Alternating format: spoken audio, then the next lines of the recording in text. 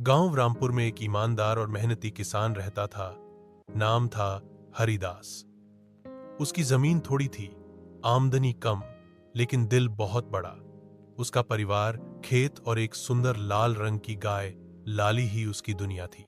लाली सिर्फ एक गाय नहीं थी, वह हरिदास की सबसे बड़ी पूंजी थी।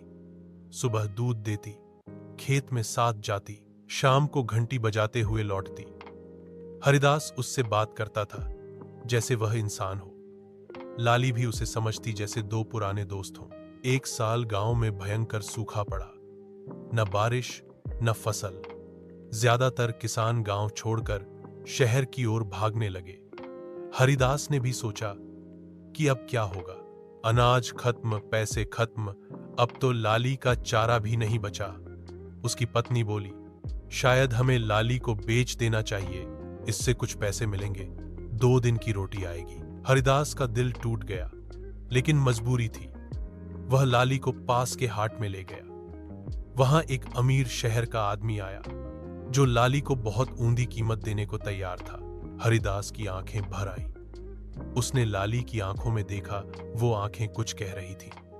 लाली कुछ समझ नहीं रही थी, बस हरिदास के चेहरे को ताक रही थी। पैसे हाथ में आने ही वाले थे कि हरिदास ने अचानक लाली की रस्सी खींची और बोला, नहीं, ये मेरी गाय नहीं, मेरी आत्मा है। मैं भूखा रह लूंगा, लेकिन इसे नहीं बेचूंगा।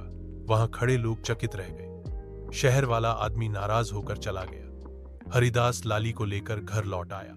रास्ते में गांव के पुराने मंदिर के पुजारी मिले। उन्होंने हरिदास की हालत देखी और कहा, तुमने जो किया वो असली धर्म है। भगवान सब देख रहे हैं। कल सुबह मंदिर आना। अगली सुबह जब हरिदास मंदिर पहुंचा तो वहां गांव के कई लोग खड़े थे। पुजारी ने बताया कि एक एनजीओ ने गांव में मदद भेजी है, चारे के ट्रक, बीज और कुछ पैसे, और सबसे पहले सहायता हरिदास को दी जाएगी, क्योंकि उसने धरती माता की बेटी को नहीं छोड़ा। हरिदास की आंखों से आंसू बहने लगे। लाली उसके पास थी। उसकी जमीन फिर से हरी हो गई और गांव में उम्मीद लौट आई। सीख, सच्चा किसान सिर्फ फसल नहीं उगाता, वह रिश्ते, जमीर और आत्मा को भी सींचता है। गाय उसकी मां है, पूंजी है और उसकी जमीन की सबसे बड़ी सहारा।